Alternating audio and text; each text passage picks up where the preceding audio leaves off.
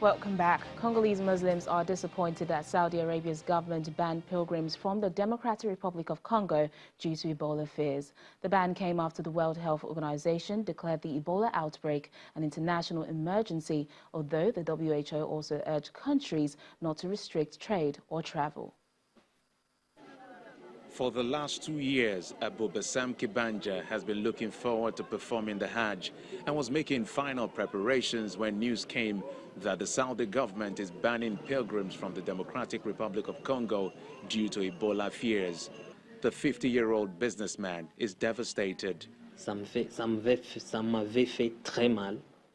It pains me a lot, the fact that I can't go, because I really intended to make the pilgrimage this year. But since it wasn't God's will for me to go, I bow to His will. It should also apply for Rwanda, Burundi, Uganda, and Sudan.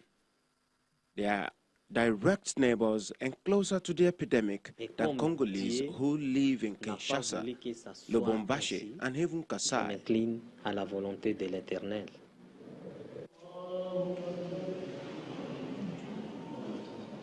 His wife went to Mecca in 2014, and Abu Bassam was hoping to follow this year.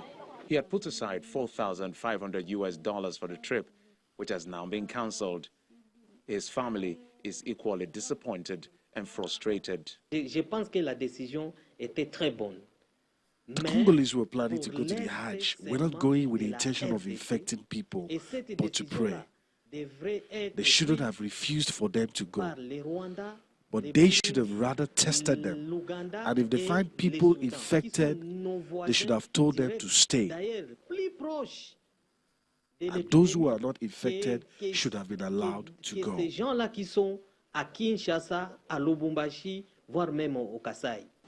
Goma, where Abu Bassam lives, is a city of nearly 2 million people and is on high alert after the transmission of the virus in the region was confirmed last week. That raised fears that the outbreak could spread within the densely populated city and beyond its border with Rwanda and the international airport. The current outbreak has killed over 1,700 people since it was declared nearly a year ago. Muslims make up about 3% of DR Congo's population, according to polling by the New York-based Congo Research Group. People from sub-Saharan Africa also make up 10% of more than 2 million annual pilgrims to the holy city of Mecca. Ebola, a hemorrhagic fever first discovered in DR Congo in 1976, spreads through direct contact with body fluids and typically kills roughly half of those it infects. Now, the Tanzanian government says a monument will be built at the burial site of the 71 people who died after a fuel tanker overturned and exploded on Saturday. Prime Minister Kassim Majaliwa says gravestones will also be erected once the remains of the victims have all been identified. Officials say many of the victims were trying to siphon fuel from the tanker after it overturned on a main road in the region, which is about 200 kilometers west of the port city of Dar es Salaam. President John Magufuli announced that the government would pay for the medical bills of the more than 65 people injured in the explosion.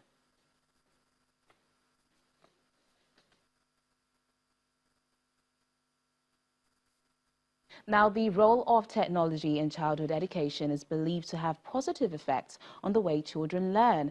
This has led to an increase in the use of technology in classrooms, as many teachers are beginning to adopt the use of technical devices to support the traditional methods. In this next report, we take a look at how a group of 10 to 11-year-olds developed a fundraising app for children. Take a look. A team of young Nigerian schoolgirls have created an application that can help less privileged children go to school. Hands Out is a fundraising app. So to start the app, it says touch the hand to reach out. So you just touch the hand, like the circle in the hand, and then the thing reaches out. So you click on donate, and I, for example, want to donate school clothing items. So I click on clothing items, and it says choose size and quantity. And when I click on the size, like I click on size, and it brings out age 2 to 3, 4 to 7, etc., etc. So I will click on 10 to 12, and it says the quantity, and I clicked on 30.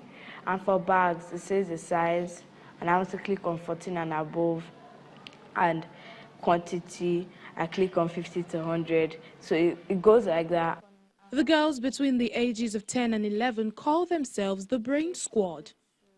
According to UNICEF, over 10 million children are out of school in Nigeria due to a series of problems like poverty, and this, they say, was their inspiration. When we created this app, we were thinking of the Itafaji's kids, which their school collapsed, and the story of Success Adago, that she deserved to be beaten rather than sent out of school, and her story became a success, and we want other children to also have the same opportunity that she has right now.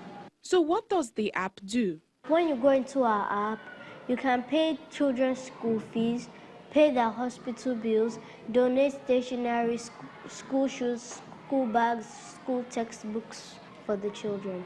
When people donate these things through our app, it makes them feel like they matter and their future is bright. But the girls didn't have it easy. What was it like for them? Before, we used an app called Scratch to create mini games, but then when we decided to create this app called Hands Out, we had to use MIT App Inventor. And although they are similar apps, they still have different functions. Also, we didn't have enough time because we also had to sacrifice some of our schoolwork time to focus on the app. The girls have won the regional category of the Technovation Challenge and are working on improving the app to win the final rounds in Silicon Valley. According to their proprietress, the girls are poised to win. When the idea was mooted that they should actually take part in this competition, I don't think they had an idea of how much work they had to put in. When they found out, it was a challenge because they found themselves missing out on things that other classmates were doing. And so every step of the way, we negotiated extra time. And it got to a point then when they found out that, you know, the success of actually achieving something superseded the effort, and so it got a lot easier. Brain Squad is partnering with other organizations to open a trust to handle all cash donations and are looking to partner with more to assist with logistics of non-cash donations to designated communities. For the girls, this is part of their contribution to solving some of the pressing problems faced in the society. Hands Out is a hub for children by children, where donor funds can be directed to the children who need it using charities. Young Bright Minds of Tomorrow. Well, that's the program today. Happy celebrations. I'm Teniola Shoboale. Bye for now.